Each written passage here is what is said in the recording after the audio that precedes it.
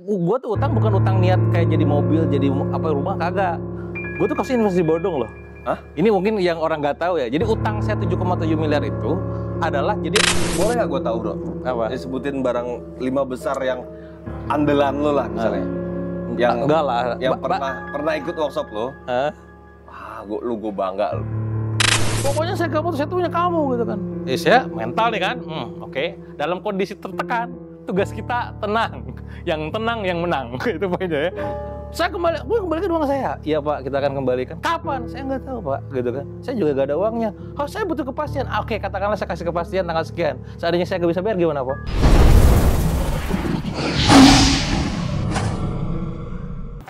Ya, assalamualaikum warahmatullahi wabarakatuh. Teman-teman semua, balik lagi bersama gue Vasco Rusemi di Macan Jalis. Nah, kali ini gue kedatangan tamu yang luar biasa ini. Waduh. Seorang pengusaha muda sukses. Dan memang dia ini dikenal dengan dewanya menjual lah, dewa selling. Namanya dewa juga. Dewa Eka Prayoga ya. Keren loh bro. Menjual atau membual? Membuat. Gue selalu, lu selalu berkeliaran nih, muka lo di dalam home gue nih kan. Oh gitu ya? Muncul, Berarti dewa kepo lagi, mulu dewa lu. lagi gitu kan. Kepo mulu berarti. Akhirnya gue kepo lagi. Iya. Karena memang konten-konten yang lo bikin tuh bro, banyak manfaat. Khususnya tuh adik kandung gue sendiri, dia ngefans banget sama lo. Asik. Rezi Dusebi, lu kenal gak lu? Kenal lah. Kenal ya? Alumni workshop kan ikutan mulu tuh dia. Dan dia alhamdulillahnya udah berhasil nerapin Wah, Masya Allah. ilmu Alhamdulillah. lu. Alhamdulillah. Senang lah ngeliat Entah orang apa ini bohongin dia sama lu kan gue. berarti dewa membual ya, bukan dewa menjual. Udah jadi dewa membual. Asyik. Bro, ini menarik ya. Di saat gue pelajari itu kan kisah hidup lu. Ya walaupun memang lu kan masih muda nih bro. Iya. Ya walaupun orang gak ada percaya sih, biasanya ngiranya 35, 38. Iya, Bener. bener. Gua gaul. Iya bener. Orang tua. Gue tadi awal-awal gue manggil lo bang. Iya kan? Gue DM itu kan bang. Ternyata dia seumuran adek gue nih gue. Iya. Ya kan? 91 ya? 91. 91 ya? Nah jadi perjalanan hidup lu ini kan bisa dibilang ada jatuh bangun nih bro ya. Iya. Di mana titik lu merasakan baliknya lo di saat lu siapa sih? Lu siapa sih? Iya, Gitu maksud gua. Iya. Mungkin orang-orang kalau misalkan di sosmed itu taunya pasti pada saat waktu bangkrut ya. Jadi pasti tuh orang-orang yang lama ngikutin tuh nge-follow tuh, oh Kang Dewa tuh yang dulu pernah bangkrut, ditipu gitu kan. Makanya pas kasus kemarin investasi Utang bodong. miliaran. Loh ya, bentar. Gua tuh utang bukan utang niat kayak jadi mobil, jadi apa rumah, kagak. Gue tuh kasih investasi bodong loh. Hah? Ini mungkin yang orang nggak tahu ya. Jadi utang saya 7,7 miliar itu adalah jadi orang investasi lewat gue tuh tengah-tengah mediator saya posisinya nih. Oke. Nah nitip tuh kan, robber rekening kadang ada yang langsung, ada calo. Investasi ya. Nah, gue join bulan April, bulan September kalau, pokoknya ingetnya tuh 18 hari setelah nikah aja. Berarti kan gue nikah pakai duit di bodong ya. Padahal pas nikah itu kebongkar. Nah itu terkumpul dari April ke September, April, Mei, Juni, Juli, Agustus, September tuh 6 bulan tuh 7,7 M. 7,7 M. Nah si ini kabur nih pelaku nih kan. Okay. Nah karena dia kabur, gue udah ngerti hukum segala macam, gue lapor langsung Polda Jabar. Oke. Nah gue laporin langsung. Tahun berapa tuh ya? 2012. 2012, oke. Nah di bawah saya itu, investor di bawah saya itu 645 orang. Dari mulai Aceh sampai 2012 lu umur berapa bro? Masih muda. Masih 21. 21 tahun? Ya, semester 7. Lu udah bohongin orang 7,5 miliar. Sembong. Dewa membuat divalidasi ya. Udah influencer dia. Iya. Nah itu makanya mau pengaruhi orang gitu kan 2012 itu April sampai September ketemu 7,7. Padahal yang posisi kayak saya itu ada 7 orang. Oke. Yang lain paling cuma 800 juta, 300 juta, 1 M maksimal 1,2 gitu. Lah gue orang terakhir yang masuk nih ke si pelakunya ini kan. Tapi lu bawa dananya 7 miliar. Paling banyak gitu kan. Jadi emang udah ada membuat sejak dulu nih. Udah ada bakat gitu ada kan. Bakat ya. Ada bakat jualan. Nah, jadi kan kasusnya tuh sebenarnya bukan saya punya utang. Beda ya, ketika ngutang tuh gue beli mobil jadi apa gitu ya. Jadi ini duit dibawa kabur. Nah, 645 orang kan gak mau tahu. Gue taunya luak gitu kan. Ya gimana nih kan? Ya wis lah, gue pasang badan nih pokoknya duit lu bakal balikin. Kapan pokoknya? Ya saya enggak tahu. Perjanjiannya memang atas nama lo. Wah, perjanjian sama dia. Ya, makanya nggak masalah dong. Nah, makanya secara gue laporin ke Polda Jabar itu gue gak bisa dilaporin. Kan gue sebagai yang ngelaporin gitu kan. Yeah. Kedua ya gimana data-data semua valid gitu, saya punya datanya. Lo gak bisa laporin gue gitu. Iya. Paling kan mentok lo kena 55 paling kan bersama-sama jadinya. Iya makanya akhirnya dari situlah saya bilang komitmen ke teman-teman, gue akan balikin. Ini mah tanggung jawab moral gue aja sih gitu kan. Gue akan balikin. Ya karena dia udah kabur dan gue juga bingung gimana tuh ngejarnya kan, kayaknya juga ya duit dia udah banyak nggak tahu ya dipakai kemana. Ya udahlah saya cicil tuh 5 tahun.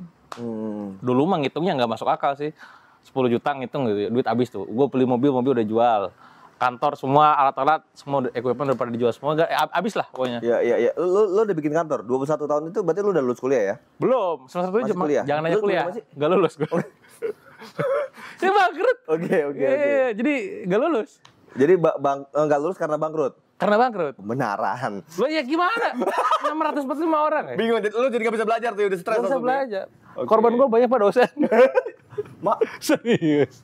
Pantesan lah gak kuliah dia. Gimana cara dosen melulusin kalau dosen gue? Iya. Ya makanya akhirnya ya udahlah. Ngeliat kan, aduh ini nggak mungkin gue balik ke kampus, tekanan juga tinggi kan, karena kan banyak orang UPI sama ITB sebetulnya ya, yang itu kena tuh kasus di Bandung kan waktu itu. Udahlah gue kerja tuh. Enggak, saya kuliah di UPI. Itu ya? Cuman salah satu bimbel saya tuh dari ITB, jadi saya banyak gaul sama anak ITB gitu. Nah banyak juga korban anak ITB. Iya. Nah ya udahlah, nomor semua orang ini saya komitmen balikin, cuman saya kapan ya nggak tahu. Pokoknya doain lah gitu. Oke. Dan akhirnya bisa balik itu gimana ceritanya, Bro? Nah, segala macam tuh kan saya lakuin tuh, ngitung awalnya tuh kotret dulu tuh. Gimana ya balikinnya? Gak masuk akal kan, ngitung coret. Itu lu udah mulai hijrah belum? Atau lu masih belangsak dulu? Atau gimana? Ya bingung lah waktu itu. Ya intinya saya bingung gimana cara balikin duit itu. Kondisi masih kuliah, udah nikah, udah ada istri kan. Lu kuliah udah nikah? Iya dong, semester 7, berani kita. Ngeri betul. Masa jual produk ada berani, jual diri gak berani. Nah makanya kan bingung ini gimana. Nah akhirnya makanya di situ juga cikal bakal saya akhirnya main di internet. Berarti lu jago jual diri juga, Bro? Hah? Jago jual diri. Itu kan filsafatnya kita para penjual ya. Lu ngomong jual produk aja jago, jual diri gak berani. Iya. Berani. Kalau sekarang kan jualannya masih jualan produk ya? Nggak jual diri lagi nggak? Maksud lu apa nih? Pertanyaan pancingan sudah mulai muncul. Terus gimana, Bro? Iya, makanya dari situ saya mulai nyari-nyari potensi apa yang bisa ngasilin banyak. Nah, jualan produk waktu itu yang sifatnya tuh kayak misalkan bikin sesuatu kayaknya nggak mungkin gitu. Tapi akhirnya ketemunya tuh di mana, di dunia digital. Saya main affiliate. Makanya kasus-kasus yang akhir-akhir ini rame nih kan tentang afiliator, investasi bodong. Ini kan dua relate sama gue nih. Lalu ngomong affiliate, itu gak ada istilah afiliator. Gua nih main affiliate 2012, udah 2013 udah main. Miliaran gue dapat dari situ. Orang tiba-tiba kasih affiliate, bukan gitu affiliate gitu kan. Gue pengen ngomong, cuma kan memang kayak ya udahlah gue apa tuh, diem aja. Investasi bodong rame, gue juga kena dulu gitu. Iya. Makanya sekali lagi ini juga ngedukasi juga buat teman-teman. Ya, intinya mah affiliate itu adalah intinya makelar. Makelar cuman posisinya itu memang serba digital. Tidak semua itu, yang masalah kemarin yang ramai kan karena judinya sebenarnya ya, bukan karena affiliate-nya gitu. Cuman harus diedukasi bahwa ini memang potensial kalau di luar negeri. Ya waktu itu saya pernah ngisi bareng sama orang Kanada, Amerika, orang India di satu panggung di Indonesia. Diundang tuh perwakilan Indonesia yang memang prestasi lah gitu ya. Ngisi di affiliate di luar negeri itu udah potensi udah MM-an seminggu tuh. Income ya, bukan lagi ngomongin omset nih. Di Indonesia susah gitu loh. Itu dulu itu lo main affiliate itu di sosial media apa? Di Facebook. Facebook sama email sih kita. Ada circle-nya lah gitu. Nah, saya main di situ. Gitu ya. Nah, makanya mulai itu kan dapat komisi misalkan sekali kontes affiliate, ada kontes yang itu dikontesin, dapat sekian ratus juta, dapat masuk, langsung transfer ke investor. Gue kayak ATM-nya numpang lewat doang gitu. Udah, nah itu berjalan 5 tahun. Sampai akhirnya lunas, 5 tahun kelar sih alhamdulillah. Dari affiliate itu? Rata-rata affiliate sama di buku, saya jualan buku. Tapi masalahnya afiliator ini sebenarnya kan fine-fine aja selama dia nggak bohongin orang gitu, Bro. Iya, selama produknya ini benar. Pertama, istilah yang benar tuh affiliate marketer, bukan afiliator. Gue guyonan gue affiliator tuh affiliate predator. Keras. Iya, karena tadi ya emang affiliate marketer itu sah. Di luar negeri banyak, di Indonesia ada, cuman mungkin edukasi umum aja yang belum sampai gitu ya. Bahwa ada namanya makelar yang itu menggunakan link gitu kan, yang ada cookiesnya, ketika di-share, ketika terjadi penjualan, komisi masuk gitu. Ada komisi di situ. Beda dengan reseller sama dropship udah umum di Indonesia nih. Affiliate itu belum umum gitu. Nah, adanya kasus kemarin jadi kan rame nih, sekalian aja kita tunggangi isunya bahwa ini affiliate yang benar tuh kayak gini gitu. Gitu. Nah, ya kalau ditanya lunasnya dari mana, wasilahnya itu adalah lewat saya main internet marketing, profesi sebagai affiliate marketer, dan juga product creator. Product creator berarti yang bikin produknya. Kalau affiliate kan yang jualin produknya gitu. Dari situ. Terus di situ lu mulai lagi titik balik lo. Sebuah bisnis itu sebenarnya bisnisnya bisnis calo dong berarti ya? Iya, waktu itu ya. Awal itu ya. Akhirnya tapi itu yang bisa akhirnya ngebayar utang-utang lo itu semua. Betul. Dari affiliate marketer itu ya. Itu lo main di Facebook, di semua Facebook, circle-circle itu. di email. Jadi lo itu memang udah melek digital ya pada tahun itu ya? Enggak, karena tadi gue kan udah kismin udah rugi kan. Oke, lu bingung mau ngapain lagi? Bingung kan. Jadi udah apa nih, ya mau gak mau yang ngurangin waktu tidur kan, malam-malam tuh belajar walaupun bahasa Inggris referensinya. Ya udahlah, ada investasi lumayan nih, ya udah bayar aja lah, gak apa-apa, belajar dari luar negeri nih, metro-metro luar negeri.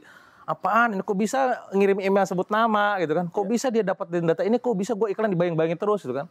Nah, pelajarin sendiri referensi, belajar ilmu Facebook Ad, terus belajar ilmu tentang Instagram. Waktu itu Instagram belum terlalu ya, email, dari email saya BlackBerry, waktu zamannya BlackBerry. Baru tuh main Instagram, terus sekarang main di macam-macam, Telegram. Itu lo dengan lamunan bengong lo itu akhirnya lo pelajarin, lo riset semua. Iya. Cara bermain digital itu, cara udah nganggur sosial media. Kan nganggur. Oke. Kan gue gak ada kerjaan. Ya udah kerjanya apa ya, belajar. Ya, makanya buat teman-teman yang sekarang lagi pusing itu jangan diem mulu ya, jangan merenung tuh jangan diem gitu. Diemnya tuh sambil nonton YouTube mungkin ya, sambil belajar. Itu yang terbesar bro, lo jadi affiliate marketer itu produknya apa waktu itu? Rata-rata produk digital. Produknya digital berupa juga? template, aplikasi, tools, e-course, dan lain-lain. Rekor itu saya pernah sekali transfer si vendor ke saya di angka 300 jutaan. Dalam seminggu ya. Dan sekarang masih jalan? Sekarang sudah hampir bisa dikatakan udah hampir setahun nggak main affiliate. Makanya di bio Instagram saya tuh, saya kemarin gara-gara niruin si ini Habib Nurmagomedov. Dia kan 29 kali tanding menang nggak pernah kalah tuh. Saya 29 kali affiliate nggak pernah kalah. Menang terus. Ya udah berhenti gitu. Nah, memang gede bagi yang mereka udah ngerti gitu. Oke. Jadi akhirnya lo setahun terakhir udah nggak main itu lagi. Fokusnya sekarang kan building bisnis, gedein bisnis. Kenapa, bro? Ya, biarkan sekarang anak-anak didik kita lah yang main gitu. Masa gua mulu, kasihan nanti mentalnya. Berarti maksud gua lo masih mentrain orang untuk main. Iya, kita punya e-course Monster Affiliate, ngedidik orang-orang jadi affiliate. Kita juga punya produk sebagai produk kreatornya, orang main affiliate monggo gitu. Karena kadang gini, Kang udah atau Kang jangan diikutan. Kan misalkan ada kompetisi nih, misalkan juara 1 menang 40 juta gitu ya. Kalau lo ikutan kalah semua. Iya, waktu itu kayak mentalnya, ya udahlah, sok gua nyerah deh, maksudnya gua ngalah. Iya. Kalau dulu emang ngejar juga duit, gua kan pengen balikin duit 7,7 M. Iya. Ya gua nggak tahu, pokoknya gua dapat duit. Sekarang kan ya udah mangga, gua dari bisnis aja deh, gua dari yang lain aja deh gitu. Sekarang apa aja bisnis lo, bro? Sekarang lu berbagai macam tuh bisnis lo kan. Enggak, gua di bio cuma satu doang. Enggak, gua di Custom Easy kemarin ini banyak dah bisnisnya ini. Iya. Apa aja bisnis lo, bro? Ya macam-macam sih, cuman intinya mah karena saya suka dunia digital, kedua saya suka dunia pengembangan manusia, maksudnya tuh kayak develop team gitu. Makanya kenapa orang nanya, kenapa Kang Dewa sekarang punya 60 brand gitu kan, dengan lebih dari 10 PT lah gitu kan. Kok bisa gitu kan, bisa jalan barengan? Karena saya bangun tim. Makanya kalau kayak sekarang nih, saya lagi di Jakarta, Selasa, Rabu, Kamis, Jumat, meeting ini, udah. Makanya saya tuh gak ada waktu bikin story Instagram gitu ya. Ya mungkin karena saya bukan influencer, real gitu ya. Beda kalau misalkan dari influencer kan kemana-mana bikin story gitu ya. Kalau gue mah ya pengusaha yang alhamdulillah follower Instagramnya hampir 1 juta gitu kan. Yang TikTok juga 1 juta, yang YouTube juga 1.000. Ya udah, ini saya bikin konten untuk sharing. Realnya saya pengusaha. Aktivitasnya bisnis gitu. Iya. Tapi memang sosial media itu yang mendukung akhirnya bisnis lu itu kan? Ya, salah satunya itu. Karena saya bangun personal brand. Saya suka sharing dari dulu. Personal brand? Iya. Berarti kalau misalnya kita mau stabiloin, bro, Dewa Eka Prayoga ini siapa gitu maksud gue? Lu lebih suka disebut? Gue pengusaha yang juga nulis, yang juga internet marketer, yang juga seorang trainer gitu, yang juga seorang influencer mungkin gitu itu kan. Dari berbagai macam orang yang menyimpulkan lo ya. Maksudnya, kalau menurut lo, kalau harus distabiloin satu aja, siapa lo? Karena saya hobi, di antara semua lini bisnis saya sukanya jualan, makanya saya sebut Dewa Selling. Nah orang kadang kalau orang yang baru kenal nih langsung nyemprot. Kan, sombong lu gitu kan, ngaku-ngaku Dewa Selling. Nggak nama gue Dewa. Hobi gue jualan. Dan membantu orang-orang supaya jago jualan. Dewa jualan gitu. Hak saya dong. Iya. Bukan klaim gitu loh. Iya. Beda ketika misalkan dia sesuatu namanya apa, tiba-tiba Vasco Rusemi misalkan, Dewa Marketing. Itu ngaku-ngaku gitu. Iya, sama aja kan Vasco Selling kan. Iya. Dewa Selling. Bener. Jadi gue ngambil keberkahan dari nama gue gitu. Iya, tapi sekalian lah. Dapat. Nah, poin itu kan sebenarnya gini, Bre. Di saat lo mulai akhirnya lunasin semua utang lo. Yang jadi menarik adalah lo akhirnya punya semua standar ataupun punya segala macam parameter dan rule of thumb-nya untuk meng-create sebuah bisnis, untuk memotivasi orang. Karena lo buka banyak workshop tuh. Betul. Kelas dan banyak juga di channel YouTube lo ngajarin orang gimana cara beresin utang, gimana lo cara macam-macam. Dan menurut gua bicara financial engineering pun lu Iya. publish itu gitu ya. Iya. Maksud gue, makanya gue bilang, ini Dewa XA ini siapa? Gue bilang nih, dia bisa semua gitu loh. Maksud gue, itu yang gue masih belum ngerti gitu loh. Gini, saya juga pengen ngebantah. Gimana lu bisa tahu itu Iya. ilmu-ilmu itu? Sementara lu kuliah kagak. Iya benar. Gitu kan? Justru di balik ujian yang datang itu akhirnya saya banyak belajar justru ya. Juga saya pengen lebih ini sih kayak misalkan sekarang siapa sih orang Bentar, adik gue ini bro, S2 dia, S2 urusan bisnis. Oh, dia S2? Belajar sama lu gitu. Oh, berarti murid gue S2 ya? Bener ya? Dia S2 urusan bisnis gitu bro. Gue aja S3, SD, SMP, SMA. Itu makanya ini Dewa ini siapa ya gue bilang, belajar dari mana dia gitu loh. Iya. Jadi memang banyaknya belajar di lapangan. Jadi setiap misalkan ada pembelajaran, saya ikut e-course dari luar negeri, misalkan katakanlah 40 juta gitu. Gue belajar nih, works gak nih di Indonesia? Karena kan habit, behaviornya beda nih. Oh ternyata enggak, dia cuma jualan produk digital lah. Gue jualan kosmetik, gue jualan produk snack, gue jualan produk buku gitu kan. Nah ini saya racik, polakan. Oh ketemu nih, digulung-gulung dulu, berulang. Proven kan? Berarti dibikin modulnya, diajarkan ke bisnis yang lain. Kayak kemarin nih, sekarang kita udah punya klinik macam-macam. Ada klinik mata, ada klinik kecantikan kan. Kemarin di klinik mata dibegini doang, omset naik sekian signifikan nih 400%. Oh berarti gue diginiin di sini juga. Proven, jalan gitu. Oh berarti lo riset dari kejadian nyata lo Betul, gitu ya? makanya saya tuh jatuhnya bukan teori tapi model disebutnya tuh. Iya. Kalau teori itu dari hasil penelitian gitu kan, dipraktekkan. Iya. Kalau saya dari lapangan, diteorikan, itu model Sebaliknya namanya. gitu ya. Dibalik. Ya akhirnya terciptalah teori gitu ya. Betul, makanya itu yang saya bikin di channel-channel YouTube saya sharing gratis tuh kan, bikin sharing konten di Ya Instagram. jadinya akhirnya teorinya Modul. Dewa gitu. Jadi kan begitu, teori Betul. yang berhasil di dalam kehidupan iya, lo kan iya. gitu kan bro? Iya, betul. Siapa tahu berhasil juga di kehidupan orang lain. Iya, Lo mau coba bener. monggo enggak ya Iya, udah. bener. Iya. Tapi gitu bro, akhirnya kan lo berikan ada poin sebenarnya di dalam perjalanan bisnis lo ini, dalam perjalanan lo memberikan sebuah ya bisa dibilang ini kan manfaat buat banyak manusia nih bro. Amin. Yang ngikutin lo tuh hampir 1 juta di Instagram dan YouTube, Ya. TikTok, semua segala jutaan lah itu ya.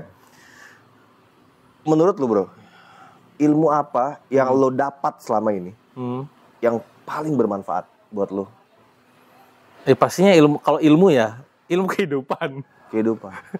Jadi orang itu kadang suka nanya, Kang kalau saya pemula pebisnis apa yang pertama kali harus saya lakukan? Ini kan pertanyaan-pertanyaan standar template newbie gitu ya. Oke, saya bilang kalau misalkan kamu sekarang pemula, saran saya kamu temukan dulu siapa dirimu sebelum ngomongin bisnis. Khawatirnya kamu dirimu sendiri aja belum kelar gitu loh. Kelebihanmu apa, kekuranganmu apa gitu kan. Kira-kira maksud Allah nurunin kamu nih, nyiptain kamu nih apa, ini nggak beres. Nah saya sih lebih ke situnya dulu. Makanya saya dari dulu 2012 udah paham, gue tuh kekuatannya di A, B, C, D, E. Kelemahan gue tuh di D, F misalkan. Ya udah dari 10 tahun yang lalu gue fokus ke kekuatan. Nah kelemahan saya ditutupin sama tim. Contoh kelemahan saya apa? Saya tuh orang yang secara berhubungan relasi gitu kan, itu kurang baik. Pertama saya juga gak suka ngobrol dengan orang lain kayak gimana gitu. Ketemu-ketemu enggak gitu kan. Kedua gue orangnya introvert gitu kan. Orang walaupun gak tahu kalau udah ikutan workshop, masa Kang Dewa introvert? Ya masa gue di depan workshop diem. Gak akan percaya, karena apa? Ya pertanyaannya masa gue di depan panggung atau pas di YouTube kayak gini? Iya betul. Kan gak mungkin. Oke. Ini mah tuntutan peran aja kan. Nah itu tuh secara bawaan oroknya saya tuh begitu. Saya misalkan apalagi, gue tuh orangnya suka rusuh mas. Harmonisnya tuh rendah. Jadi kalau misalkan ada yang nyerang, gue serang balik. Nah itu memang bawaan orok negatif saya tuh gitu. Oke. Nah itu kan jadi kelemahan tuh. Nah makanya tim saya tuh udah memaklumi, namanya pemakluman. Ya si Dewa emang gitu. Relasinya rada kurang, ngumpul sama tim itu rada kurang. Ya kalau di kantor jarang ngumpul-ngumpul. Tapi kekuatan dia kan di sini. Di bagian kompetisinya tinggi, di bagian futuristiknya, leadershipnya. Biarin aja dia liar dengan 7 kekuatan itu gitu. Nah tim saya tuh memaklumi itu. Nah makanya saya tahu dari itu sejak 12 tahun yang lalu. Sekarang mungkin ya Allah kasih panennya gitu. Oh iya. Nah makanya saran buat teman-teman juga, kenali dulu siapa kamu sesungguhnya. Potensimu tuh apa? Ya sebutlah passion lah, bakat, minat lah gitu kan. Nanti produk mah ngikutin. Kalau udah ada ketemu itu mah ya istilahnya tuh Midas touch itu ya. Jadi duit deh, pegang jadi duit gitu. Iya. Jadi duit gitu. Orang aja beberapa orang tuh pada bilang gitu, si Dewo ambil ini jadi duit. Ya alhamdulillah gitu kan, Hazim Fadli Robi gitu. Iya. Tapi dari situ berawal dari situ. Iya. Ini jadi akhirnya tapi pola-pola yang lo temukan akhirnya ilmu yang paling bermanfaat buat lo itu ilmu kehidupan di sisi apa? Ini belum dapat nih dari pertanyaan gue tadi ya. Apa selama ini yang paling bermanfaat ini gara-gara ini nih gue? Iya, tentang kita mengenal potensi diri kita, tentang bagaimana lebih kepada kita tuh apa ya, merenungkan. Berarti di basic tadi yang Di basic, fundamentalnya di situ. Ya. Misalkan gini, konsep tentang keimanan misalkan kita ngomongin tentang keimanan ya. Kenapa kita ini, kenapa kita ini kayak dalam masalah ngelola duit ini, gue pernah bikin konten di YouTube setahu saya tentang financial planning. Gue ngomong selling, ngomongin finansial kan, sampai diundang di mana-mana tuh ngomongin keuangan. Nah, kenapa saya akhirnya memanage uang itu hanya menggunakan 5% untuk kehidupan? Ini juga rada ekstrim. Makanya saya bilang ekstrim financial planning, jangan diikutin lah gitu ya. Ini cara gue gitu. 5% untuk kehidupan, 15% untuk untuk di saving, ditabung. Nah, 35% atau bahkan 30% untuk investasi, sisanya untuk bagiin 50%. Ini kan rada ekstrim. Ini kalau di bagian itu maksudnya apa? Di giving, sedekah. Oke. Nah, ini kalau didengar sama makanya lu financial banyak planner. giveaway ini ya? Lah iya. Financial planner denger kan gak masuk akal. Iya enggak? Termasuk saya misalkan, saya tidak Itu 50% termasuk zakat, termasuk sedekah iya, semua itu ya? zakat, infak, sedekah, wakaf dan lain-lain. Pokoknya dibuang lah. Buang lempar gitu kan. Oke. Ke langit lah itu ibaratnya. Iya. Nah, sisanya investing yang gede tuh. Jadi buat kebutuhan hidup 5%? Hanya 5%. Tapi kan persentase tergantung income, Mas. Oh iya. Nah, makanya lagi proses. Iya. Kalau ini ditelan langsung mentah-mentah sama orang, ya gue income cuma 3 juta, 5% gue dapat berapa?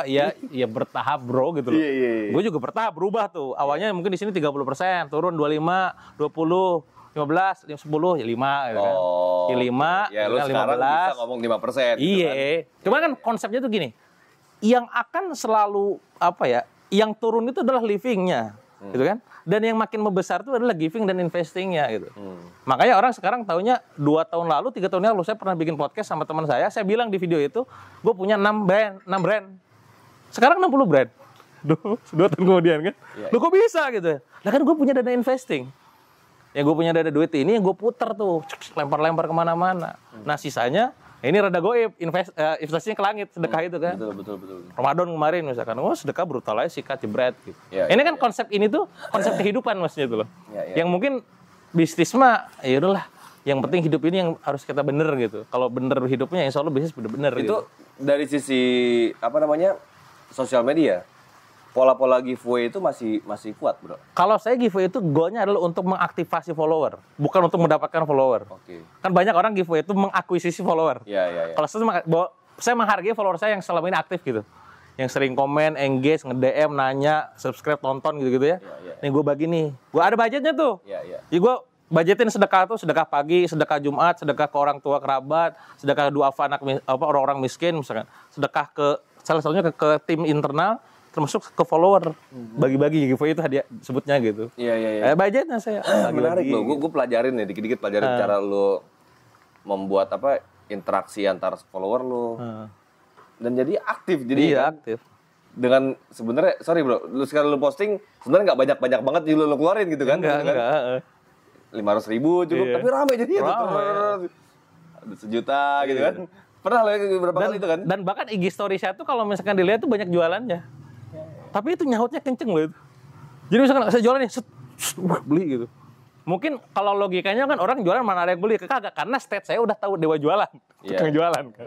Ya lu kalau memang gak suka dijualin jangan follow gue, selesai gitu. Iya. Nah di story itu saya banyakkan jualan gitu kan, di feed itu saya banyak bagi-bagi dan ya sharing pengetahuan aja. Gitu. Dan juga poinnya Instagram hanya salah satu media. Karena saya aktif juga di TikTok, saya aktif juga di YouTube, di Facebook, di Instagram, di TikTok Telegram, juta juga ya? Iya, jadi ramein semuanya. Dan kalau ngikutin saya tuh semua ya, pasti kelihatan tuh polanya. Beda-beda saya ngomongnya. Di YouTube saya tips bisnis kan, bedah bisnis. Oke. Kalau Kang, gue pengen dapet tips ini, cek YouTube. Kang, kalau misalkan ini ya, cek di Instagram. Gila. Kalau ini nih, cek WA gue gitu. Anda cerdas bener bro. Jadi orang gak akan kemana, larinya gitu-gitu ke gue lagi. Di situ kan, kan? Ya loyal. Iya. Loyal militan gitu. Ya, memang beda sih. Gue tadi lihat YouTube lu juga. YouTube lu kan banyak yang monolog ya. Iya, monolog, ngobrol gitu kan. Sendiri, ya. Kasih feeding ilmu gitu kan. Di Instagram beda lagi tuh kayak lu. Di TikTok beda lagi tuh. Di Facebook beda lagi. Facebook kemarin baru rusuh. Facebook masih aktif juga? Aktif saya. Saya paling gede tuh di Facebook. Awal secara influence-nya ya. Jadi kemarin saya lagi rame di Facebook itu. Saya bilang bahwa gua kenapa berhenti main MLM gitu, kenapa gua berhenti main ini dan segala macam, karena gua secara pemahaman itu nggak boleh gitu. Ramai langsung. Sampai saya sebut bilang, makanya belajar fikih muamalah ramai itu langsung. Karena saya tuh di YouTube saya follower saya tahu gitu. Orang tuh kayak, dia bikin status diliatin gitu. Viralnya cepat. Nah kalau di Instagram, tapi isu di YouTube saya gak, di Facebook, gak saya bawa ke Instagram. Jamaahnya beda gitu. Makanya kalau yang ngikutin Facebook, pasti pas ketemu tuh, wih Kang, wow ramai itu kemarin. Iya, berarti dia jemaah Facebook. Iya. Ini nggak tahu kan, berarti bukan jemaah Facebook. Iya. Kalau tahu, karena gue bawa ke Instagram. Iya. Jadi pemikirannya tuh kena konsep extreme funneling tuh, setiap channel itu, setiap media itu punya pasarnya masing-masing. Iya. Nah karena punya pasar masing-masing, ya garap semuanya. Iya. Jangan kepedean hanya macam idealis, misalkan 1 juta subscriber. Iya. Ya gedein juga dong Instagram dan lainnya supaya kemana-mana lu kena gue lagi. Masalah bro, jadi gue ini hobi, gue gini hobi aja. Iya kayak gitu. Gue capek, gue nggak bisa. Iya keren. Dan maksud gue gini ya, Dewa ini dia bener-bener apa ya? Lu seriusin bener nih barang gitu loh, maksud gue. Lu ngebuat sebuah branding diri lu sendiri sampai ke semua sosial media udah lu pikirin semua, dan akhirnya dari semua pengalaman yang lo dapat itu bro, lo sudah ngebuang ilmu lo tuh ke berapa orang sekarang itu? Kalau lo ada nggak lo data tuh? Ada banyak. Kayak misalkan kalau udah follower gue usah dihitung lah ya, itu mah maksudnya tuh ya yang langsung di market workshop lah ya. data lah misalnya ya. Workshop yang datang 2.000 orang lebih, member 20.000 orang lebih. Member tuh kayak member e-course ya, kita punya member e-course tuh 20.000 orang lebih. Jadi kayak misalnya pas ketemu kayak kemarin di komen ada Instagram tuh, gak apa-apa lah Kang Dewa kalau mau flexing juga, karena saya jarang flexing ya. Flexing juga, toh saya member e-course-nya udah berdampak kok buat saya gitu. Ya senang, wah alhamdulillah gitu. Oke. Karena saya nggak, kalau member e-course karena nggak pernah ketemu gini, jadi saya nggak tahu. Iya. Kalau itu lu data semua? Ada di Blue Course, ada di perusahaan saya. Oke, dari semua member lo tuh, yang akhirnya menurut lo ini yang paling sukses nerapin ilmu gue misalnya? Banyak. Itu, paling kalau workshop ya. 5 besar deh, sebutin 5 besar misalnya bro. Produknya apa produknya misalnya? Macam-macam yang mulai dari snack, cemilan, mulai dari klinik, mulai dari kosmetik. Atau gini sebut siapa public figure sama yang belum pernah duduk gitu. Muka-mukanya rata-rata alumni saya itu. Nah, dan mereka bayar. Jadi orang kira, itu mah endorse, kagak enak aja. Gue kagak pernah ngundang orang suruh gratis, kagak bayar. Maksudnya public figure artis? Misalkan public figure di Instagram, influencer siapa nih, misalkan kalau yang pebisnis gitu ya. Cek, ternyata brandnya ternyata alumni dia gitu. Fashion brand gede nih, omsetnya 10M sebulan, ternyata alumni gitu. Artis yang bisnis maksudnya ya? Bisnis gitu kan, influencer yang bisnis, atau katakanlah pebisnis yang dia tuh brandnya sekarang dikenal, ternyata dia Kang Dewa juga, ternyata media sosial Kang Dewa gitu. Boleh gak gue tahu bro? Apa? Disebutin barang 5 besar yang andalan lo lah misalnya. Yang enggak lah. Yang pernah ikut workshop lo. Gue bangga.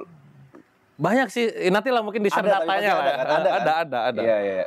Dan di workshop kita ditampilin. Ditampilin ya? Testimoninya, fotonya. Lo mau tampilin nggak? Ya nanti tampilin aja, saya share aja datanya. Gitu. Lo lupa gitu ya? Iya, lupa. Masa nggak ada yang di kepala nanti pas ngomong gue gak disebut. Iya. Jangan kan alumni coy. Gue kan punya, tadi ya manajemen kan banyak nih. Dalam sebulan kan 30 hari. Lah gue kan 60 brand. Berarti kan gak adil nih.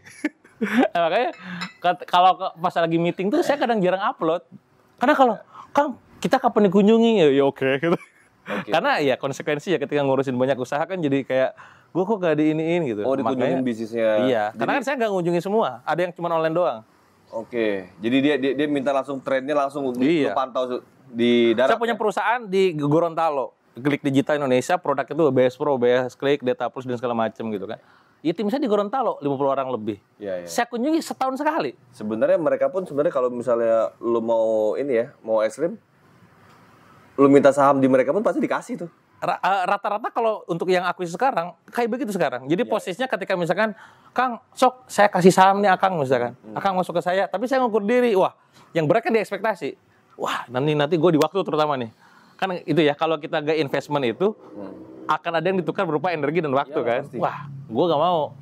Makanya rata-rata kan sekarang itu aset yang lo punya itu berarti. Iya, makanya pengembangan sekarang itu saya balik. Kalau kemarin itu saya kemungkinan kayak begitu saya bantu deh ngurusin trainingnya, meeting, mentoring, coaching segala macam. Sekarang waktu gue udah habis Pak gitu kan. Lihat jadwal udah gak ada item lagi nih kan. Ya udah makanya sekarang powernya di duit, di kapital. Apa lu punya apa? Kang punya gini-gini, butuh apa? Saya butuh bimbingan, chip in, jebret. Oke. Ini data intangible aset gue, cuman kalau lu mau meeting sama gue, silakan jadwalin ke tim saya gitu, manajer saya. Karena waktunya challenging gitu. Iya. Dari semua ini lo ya. Iya. Makanya nggak semuanya jadi pengelola saya tuh. Di 60 brand tuh ada yang memang saya murni investor. Berarti lo nggak punya teman apa ya? Temen saya gitu. Lo yang lo punya berarti semua tuh murid tuh ya? Iya tim lah. Lo teman ada? Nah tadi pertama karena gue gak suka gimana berteman. Lu bagi waktu lu? Gue gak kebayang tuh dari 20.000 peserta workshop tiap workshop gitu kan, dan mereka minta dikunjungin semua. Ya nggak mungkin lah bisa kunjungin semua gitu kan. Lu kapan main ya? Nah, ini juga menarik. Kalau ditanya nih Kang Dewa hobinya apa? Hobi gue apa ya gitu. Dulu saya waktu SMA tuh hobi baca jujur. SMA sama kuliah tuh hobinya baca. Mungkin ngefeknya ke sekarang ya, suka baca gitu kan. Kemana-mana tuh bawa buku gitu. Sekarang saya nggak hobi kayak misalkan ngoleksi mobil misalkan gitu ya. Atau misalkan ngapain motoran atau apa. Nggak ada hobi gue. Hobi gue bisnis. Jadi bisnis udah kayak hobi. Buka bisnis, launching, dagang. Hobi itu ya? Iya. Jadi memang gue udah nemu kayaknya ini DNA saya nih. Kayak misalkan gini, kemarin saya bikin yayasan tuh, bikin klub-kluban lah gitu ya. Kan orang ada yang Harley bikin klub, Lions Club dan segala macam. Lah gue bikin lah Musinin Club namanya. Hah? Musinin Club. Musinin Club, oke. Orang-orang yang doyan sebulannya itu minimal sedekah 10 juta ngumpul di mari, saya bilang. Oke. Nah, kan misinya mah sama. Posisinya yang doyan sedekah ngumpul kan. Terkumpul ada 30 orang. Kan 300 juta tuh. Nah, gue kan bisa akrobat duitnya kemana-mana tuh. Tapi pas kalau ketemuan, kok kayaknya gue banget. Pas kopdar gitu ya. Ada kopdar open house member gitu. Saya nggak suka. Kok Kang Dewa datang? Ya karena tadi masa sih gue gak datang founder gitu aja sih. Tapi kalau ditanya secara hati itu gue gak suka. Gue sukanya di depan laptop. Gak suka ngumpul begitu? Gak suka. Paling berdua ngobrol gini itu pun karena ada kepentingan gitu kan. Kalau misalkan datang gak ada orang diam gitu. Ya gue diem doang gitu. Lu mungkin capek ya. Tadi benar. Betul, gue paham. Kadang juga di workshop kadang gini. Saya ngisi nih, 2 hari kan. Kadang tuh pas MC ngambil chat, gue langsung kamar ya gitu. Gue bukannya kabur gak peduli sama mereka, capek gue. Paham. Kadang kan peserta mah, kan dia mau nanya bentar dong, kan dia mau foto. Ya Allah, gitu. Arim. Iya. Arim. Hah? Arim. Iya ada juga. Itu langsung di, ayah jangan. Iya. Bro, tapi istri apa? Satu ya? Satu. Baru satu? Satu. Oh, kalau baru tuh ada asumsi mau nambah ini. Iya. Gue gak akan terpancing. Gue udah master dalam masalah ini.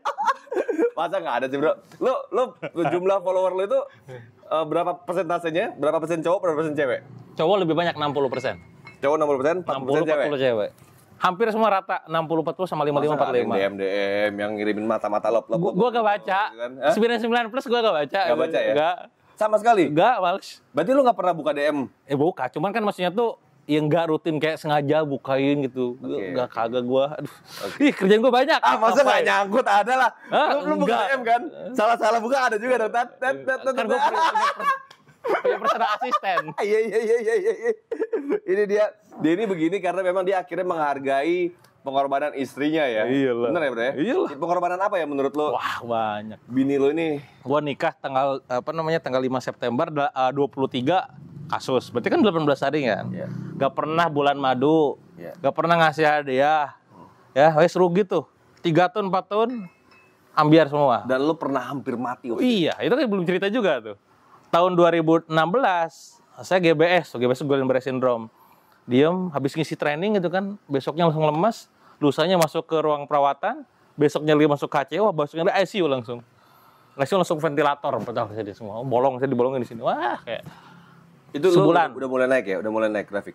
Apanya tuh? Grafik ekonomi udah mulai naik. Udah tinggal 1,7 M lagi kalau salah. Oke. Sisa kerugian itu ya. Tapi lu udah isi workshop? Udah aktif. Cuma kan masih punya utang gue. Jadi utang ini belum selesai nih. Iya. Utang kerugian belum kelar, Allah kasih sakit. Nah sakit, langsung tuh kan dropnya banget. Dan lagi-lagi secara medis mah kayaknya ini gak mungkin bisa selamat. Secara medis dokter bilang gitu. Dan itu ngomongnya setelah saya sehat ya. Bukan pas waktu sakit gitu. Jadi, Pak Dewa itu kemarin mah kita sampai meeting loh di rumah sakit. Karena di rumah sakit itu cuma ada 3 yang pernah penyakit kayak gitu. Apa namanya penyakit? GBS, Guillain Barré Syndrome. Satunya tuh lewat. Itu penyakit apa tuh bro? Itu saraf. Oke. Saraf yang menyerang saraf tepi. Karena apa? Nggak tahu. Kalau ditanya karena gak akan tahu. Dokternya bilang kayak Eropa ya gak akan ketemu. Riset ke sana. Gitu. Karena memang orang-orangnya nggak semua, 1 dibanding 40.000 orang di dunia. Jadi saya kena tuh kan. Jadi di grup WA-nya saya alumnusnya lah gitu. Itu beberapa orang doang. Alumnus ada. Itu. Ya tapi kan rata-rata nyisa. Ada yang kadang tangannya tuh nggak bisa normal kayak saya nih. Ada yang kadang ngomongnya cadel. Ada yang kadang gerakannya gitu. Nah saya tuh alhamdulillah. Gitu. Iya kayak stroke. Dan itu memang lumpuh total 100%. Oke. Diam. Ini doang deh. Nah itu 52 hari saya di rumah sakit, gak bisa gerak, ngapa-ngapain. Nah itu yang nemenin siapa? Ya istri. Jadi kalau maksudnya tuh ya kayak sekarang gimana, misalkan ngapa-ngapain, nyadar diri ya tua gitu kan. Kalau kata orang deket tuh kan, ya lu tuh pas bangkrut yang nemenin istri, pas sakit istri gitu kan. Pas sekarang masa lu macem-macem gitu loh. Ini kan menjadi reminder juga gitu. Iya. Yes, makanya saya kan pernah bikin tuh novel, namanya Bidadari untuk Dewa. Awal novel tersebut judulnya tuh Dewa doang. Yang nulis Asma Nadia. Saya bilang, kayaknya pertama nggak menjual, karena gue bukan Habibie gitu ya. Kalau Dewa mungkin yang kenyang Ahmad Dhani gitu. Gue bukan itu. Pertama itu, kedua, kalau mau diangkat angle-nya gitu kan, kayaknya ini angle istri saya bilang. Makanya awalnya cuma Dewa doang diganti Bidadari untuk Dewa. Angle-nya POV-nya dari istri saya. Di situ diceritain tuh perjuangan ya saya akhir detik sekarang tuh ya karena perjuangan istri saya juga gitu. Nah, waktu sakit itu kan sampai titik terendah itu lagi ilmu pasrahnya itu kan. Istri tuh doanya tuh, ya Allah, mana katanya Engkau Maha Pengasih, Maha Penyembuh, Maha Menyembuhkan gitu kan. Masa suami hamba yang gini gak disembuhin gitu kan. Sampai akhirnya dia nyadar bahwa itu salah, gak boleh gitu. Dia merevisi doanya di sholat taubat. Terus akhirnya dia doanya itu dengan doa yang sepasrah-pasrahnya. Ya Allah ya Rabb, jika seandainya ini adalah terbaik, benar. Ya. Kondisi berserah aja. Hamba ikhlas, hamba ridho, hamba pasrah gitu. Dalam kondisi kalau mau ambil gitu. Tapi detik itu 30 menit kemudian dokter langsung manggil, Ibu harus lihat. Nah, lu deg-degan nggak kalau misalkan istri lu mati nih bulan. Wah, mati bener. Jangan-jangan dikabulin gitu. Nah, itu ternyata ventilator saya gerak. Ventilator gerak ternyata mulai bagus, naik. Jadi pelajarannya apa? Ketika punya sesuatu memang di titik itu kita perlu pasrah total tuh benar-benar. Jadi orang-orang ini banyak mengenal istilah ventilator, lu udah kenal duluan tuh. Iya. Pakai Kalau corona kan kemarin banyak ya. Iya makanya. Gue pernah pakai itu tuh. Iya. Horor, Pak. Gerak-gerak gitu. Nah, itu akhirnya di titik istri itu pasrah, benar-benar pasrah total. Ternyata disitulah Allah kasih bantuan. Makanya lu sadar tadi bro, waktu itu lu sadar? Nyadarnya cuma sekedar ini doang ya. Posisinya tuh kan saya nggak bisa gerak. Iya. Gini doang nih. Makan pun nggak bisa tuh ya? Ya hidung semua. Makan, minum lewat hidung. Ini. Pakai ini kan kabel. Kurus banget lo tuh. Iya. Saya sakit 80, pas sehat 80, sakit 59. 21 kilo turun. Jadi habis semua gitu. Sekarang kan udah 80 lagi nih gitu. Dan akhirnya dari beberapa bisnis lo itu bini lo ikut main, maksud gua ikut ini. Nah, saya bilang, Bun, kan kadang juga kita tahu peran masing-masing ya. Kadang apa yang membuat kita bangga di mata istri gitu kan. Apa yang membuat istri bangga di mata kita gitu. Nah, saya tuh bilang, Bunda itu sebenarnya nggak harus bisnis. Nggak harus. Yang saya butuh support dari Bunda itu ya cukup kasih ayah untuk keleluasan bergerak, doakan, kasih ruang dan segala macam. Itu lebih dari cukup gitu.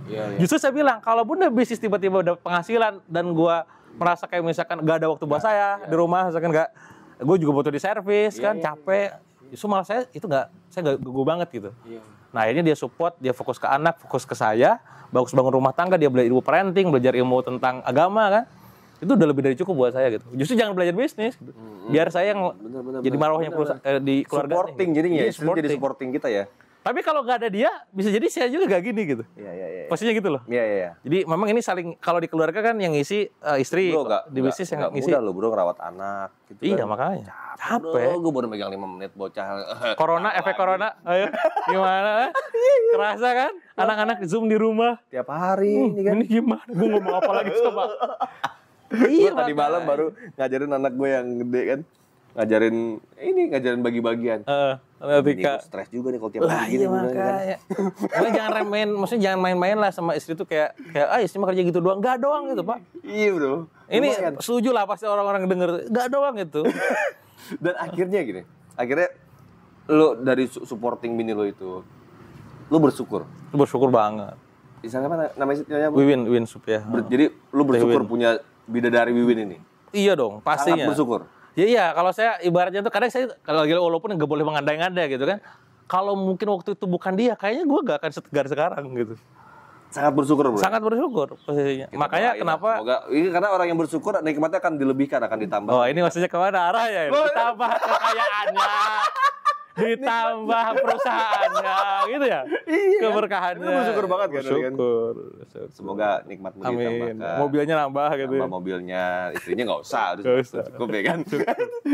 Orang masih 31, bro. Terus kenapa? Kalau gue tahu nih diksi-diksi omongannya kemana arahnya.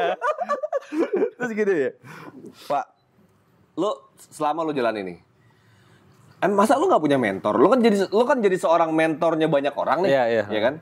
Lo masa nggak punya mentor?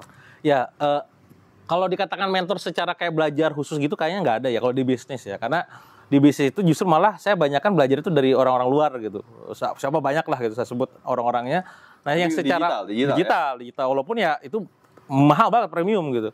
Nah kalau di dalam kehidupan, kalau misalkan kayak di kehidupan maksudnya keluarga, course digital. Iya, saya aktif. Makanya bukan berarti jangan sampai gue sekarang bikin course di luar juga saya aktif investasi atas gitu. Karena di luar nggak bisa dipungkiri lebih cepat ya perkembangannya kan di update-nya. Nah kalau dalam kehidupan sehari-hari ini ya kita adalah guru-guru gitu kan, kayak misalkan kita rutin kalau di Jakarta tuh ke Ustadz Benri, misalkan kalau hubungan keluarga, pasangan, anak gitu kan. Kalau misalkan bisnis sih saya nggak ada mentor khusus ya. Ya lebih kepada ngeracik parenting gitu-gitu ya. Parenting. Terus juga dari segi bagaimana saya terutama kan beliau punya brand kuat tuh Fatherman tuh. Kan salam ya bro, lo mau ketemu Ustadz Benri iya, salam ya. Ya, siap. Nah ini posisinya tuh saya itu kan anak tunggal mas dulu. Sampai sekarang anak tunggal kan. Saya gak punya ayah dari kecil. Usia 5 tahun udah ditinggal. Nah, tantangan buat saya adalah gimana gue anak tunggal yang dulu gak punya ayah, gue sekarang jadi ayah anak 2. Wah, ini ilmunya dan gue gak belajar kan. Nah, makanya gue mentoring. Gimana Ustaz gini-gini diajarin. Oh, oke, paham. Nah, itu kalau ilmu hidup saya punya mentor. Kalau ilmu bisnis ngeracik sendiri aja gue. Ya, lu berarti mentoring lu dalam ilmu hidup dan agama berarti. Iya, betul. Bisnis lu gak punya mentor? Gak ada. Oke. Gak ada. Rata-rata sih ngeracik sendirilah gitu formulanya. Iya. Jadi dari berbagai macam sumber yang lo dapat, dari buku-buku dan semua yang lo dapat, akhirnya lo ngeracik tuh. Iya, dan bisa dikatakan biaya kuliah saya mungkin lebih biaya kuliah dalam arti di sini kerugian saya 7,7 M kan kayak biaya kuliah saya. Itu bisa lebih gede daripada orang-orang gitu. Ya orang ngiranya enak ya dia sekarang. Lu gak lihat aja dulu gue susah gitu. Gue pernah punya plafon bisnis dulu utang gue sampai 60-an miliar kalau nggak salah. Kan? Dan itu akhirnya ngebuat gue tobatan riba. Iya. Pernah juga gue waktu itu kan. Gue ya mungkin salahnya ya. Ini wallahu alam lah. Mungkin gue akhirnya ngerasa ini baru gue ceritain di sini nih. Gara-gara gue ketemu lu nih. Gue cerita di sini. Untold story tadi. Iya, untold story. Mungkin karena ya udah gue ngomong aja lah. Mungkin karena gue salah berpartner dengan orang yang selalu mengandalkan riba lah intinya. Iya.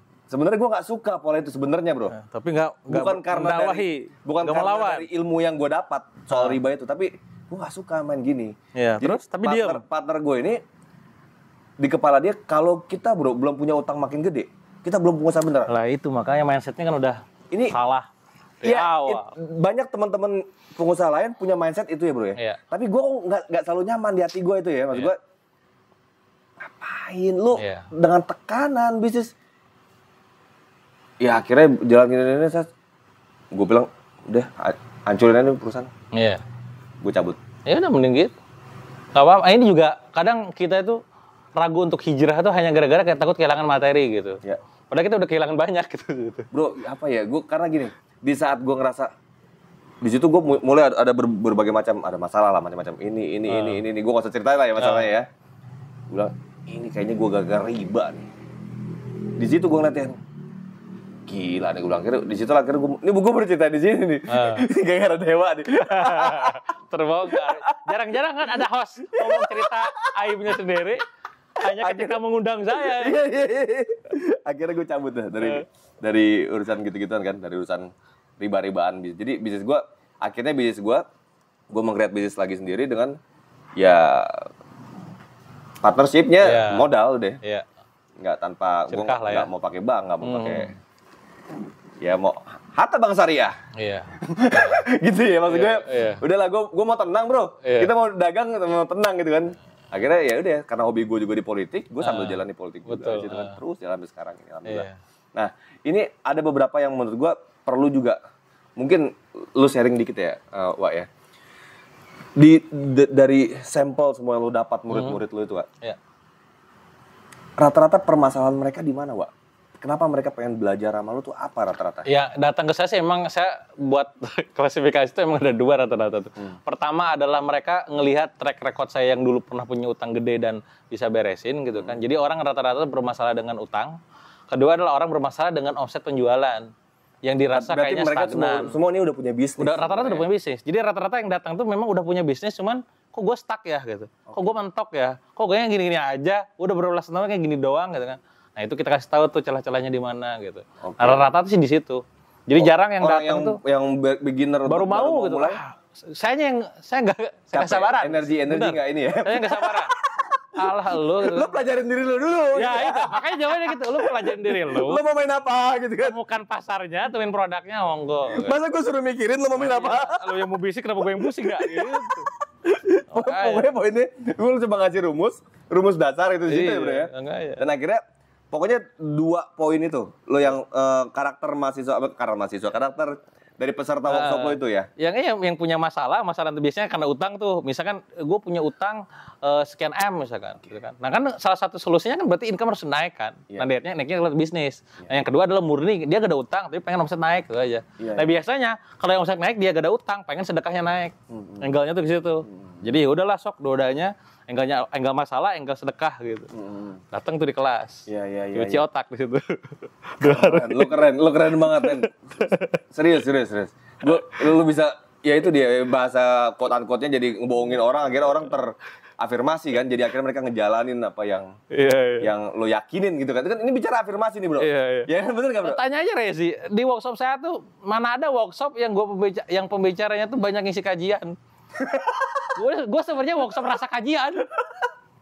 Pertengah cerita qala Rasulullah sallallahu alaihi wasallam kisah sahabat. Hadis dalil gitu. Ini workshop tuh ya. Karena gini, kenapa juga saya turun akhirnya gitu. Karena sebelumnya itu waktu saya belajar dulu tuh kan. Lu susupin dakwah di situ ya. Iya kan, megang mic gue terserah gue kan. Dan orang akhirnya iya masuk akal karena bukan lagi tentang materi kan yang dibicarain tapi tentang legacy, tentang purpose hidup gitu. Nah kalau dulu tuh saya waktu pertama kali bisnis tuh saya sering ikutan buat yang muslim, yang non muslim ntar gimana ada juga? Kan kita juga sampaikan tentang secara kehidupannya kan, dan dia masuk akal karena ya kebaikan itu baik muslim atau non muslim masuk ke hati kan. Itu, oh iya bener ya. Dan banyak yang non muslim juga alumni kita dan jadi loyalis lah gitu. Karena diterima, masuk akal dan menenangkan hati lah. Iya. Jadi nggak harus tentang dan nggak saya harus kamu peserta gue harus muslim, nggak harus juga. Banyak yang non muslim. Partner gue non muslim. Iya.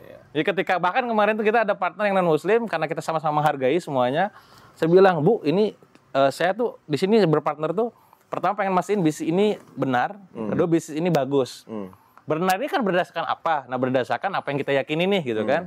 Nah ini yang pertama, yang kedua adalah bagusnya berdasarkan finansial. Nah finansial biar sama partner saya yang ini, nah bagus ini dari benar versi dari saya nih saya jabarin ya. Begini Bu gitu kan. Dan partner saya tuh menerima. Oh gitu ya, ternyata salah ya. Iya, sok menerima. Karena yang namanya kebenaran itu walaupun posisinya tuh baik non muslim atau non muslim itu ke akal tuh masuk. Dan ke hati tuh tenang. Tadi lah kayak riba kan. Gue gak tenang ya itu salah satu ciri gak ada keberkahan di situ. Gak tenang bro, gak tenang banget, benar-benar gak tenang ya. Tapi ya akhirnya lu pun lu gimana soal riba itu gimana? Kalau saya udah jelas dari dulu saya udah haram. Masih haram ya? Saya nggak pernah alhamdulillah nggak pernah nyentuh sih. Iya. Dulu udah saklek gitu. Jadi gini, waktu sebelum yang gue bilang gue bicara bisa dibilang tobatan riba tadi ya, gue menurut gue bukan karena ilmu agamanya gue nggak tenang gitu. Pada saat gue ngerasain itu ya, gue waktu itu gue bodo amat lah gitu. Iya. Tapi emang nggak tenang bro, nggak enak gitu. Iya. Gini. Cirinya akhirnya kan gitu. Gue dengar kajian macam-macam ini. Men ini riba, men udah men. Dan gini parahnya kita itu ya bukan yang nonton ya orang-orang luar sana. Dosa riba udah kayak make ibu sendiri. Iya, makanya. Nah kadang gitu gini. Mampus gua. Kan kita tuh udah tahu gitu ya. Tapi karena orang lain tuh riba akhirnya gak belajar, cari aman. Karena supaya kena dalil kayak kan yang gak tahu kena hisab gitu ya. Itu bukan gak tahu tapi gak mau tahu. Udah jelas riba itu haram, ya wis tinggalin gitu. Tapi kan Kang, ya gak usah tapi. Gitu. Banyak cara gitu. Tapi nanti gue kalau hijrah, gaji gue kan kemarin udah 30 juta, gimana? Ya biarin yang ngasih gaji kan bukan atasan lo. Iya. Tuhan kan, ngapain gitu. Lo mah yuhajir fisabilillah. Aja kelar. Iya, dalilnya udah ada, tenang aja. Lagi-lagi keimanan tuh. Iya. Makanya dalam kondisi jatuh, bangkrut, anjlok, ambiar, hilang semua boleh, satu yang gak boleh, iman. Penting itu. Berusaha buat takwa lah ya. Iya. Berusaha buat takwa. Terus. Iya. Karena takwa ada level-levelnya terus. Naik turun. Iya sih angkus. Iya. Nah terus gini bro. Ini banyak juga korban-korban kayak misalnya korban-korban pinjol nih.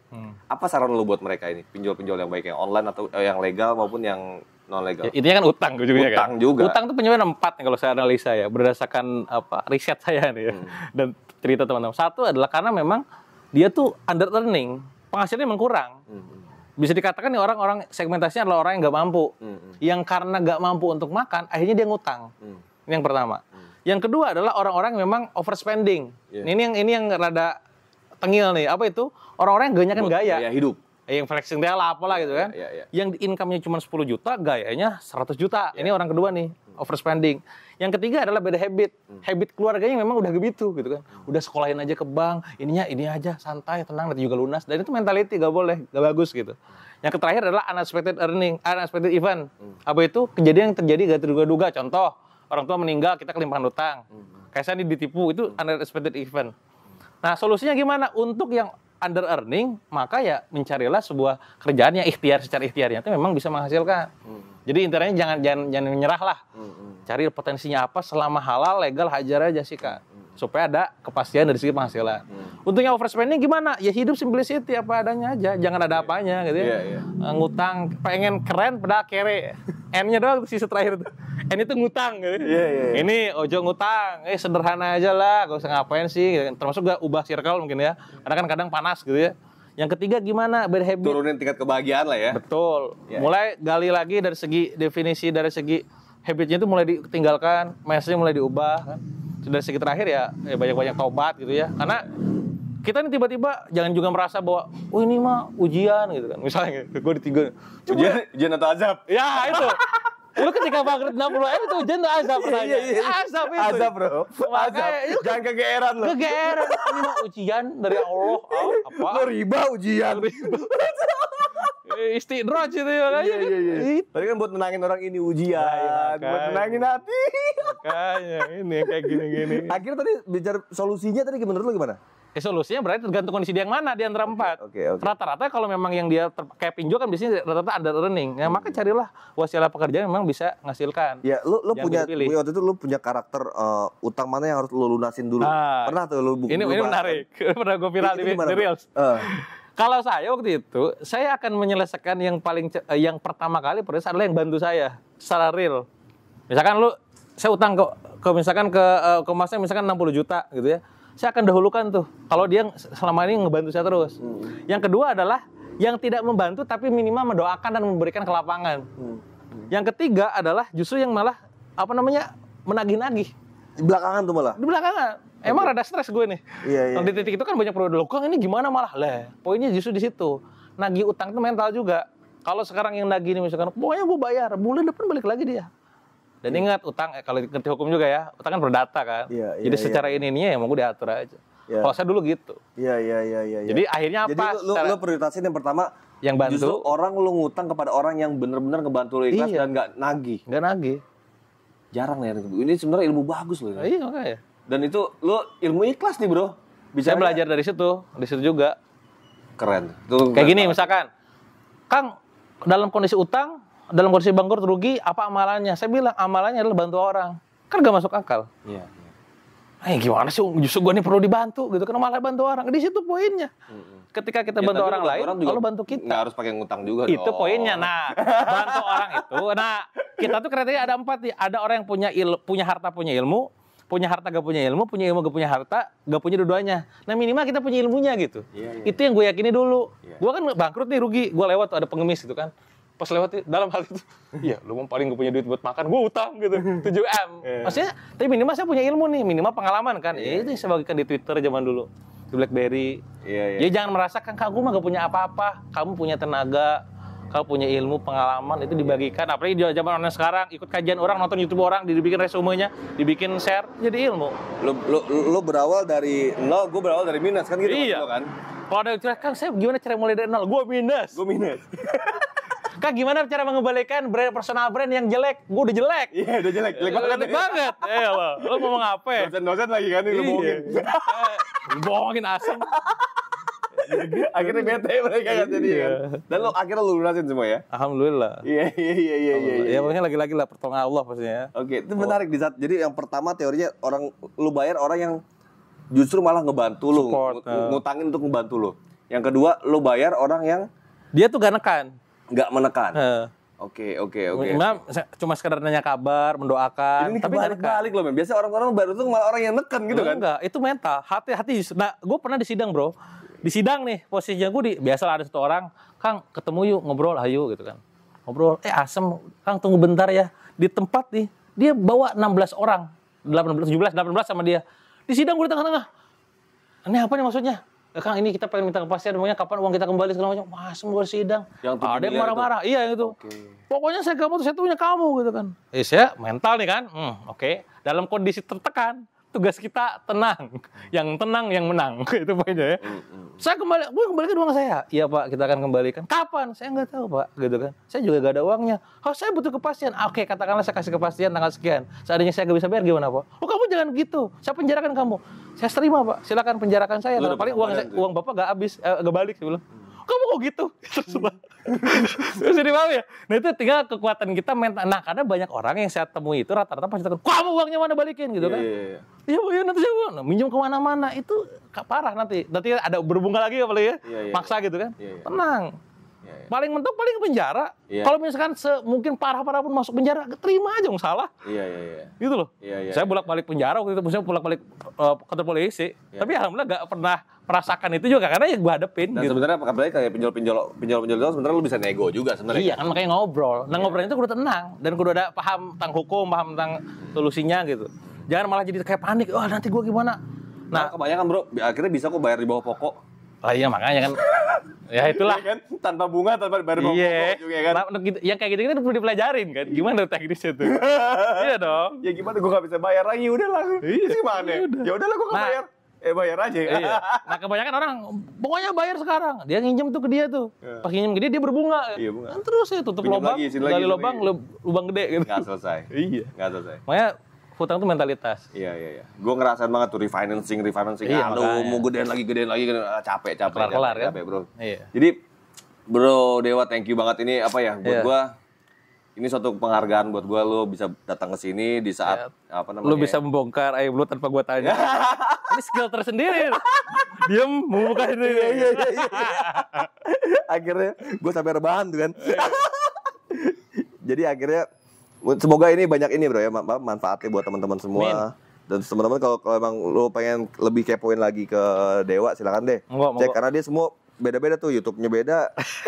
Tapi kalau buat belajar tuh banyak di YouTube lo sih sebenarnya. Kalau buat belajar yang lebih dalam lebih dalam di YouTube. Karena saya jadwalin sih kalau YouTube. Kalau TikTok kayak gue lihat tuh TikTok lo potongan dasar aja sih, dasar gitu. Tapi lo ngambil dari YouTube juga kan TikTok. YouTube sama ceramah yang enggak saya dari channel saya. Oke. Kan gue kamu rugi. Oke. Gue kasih kajian deh, workshop deh kan. Iya. Orang nge-shoot, ngupload langsung 2 jam.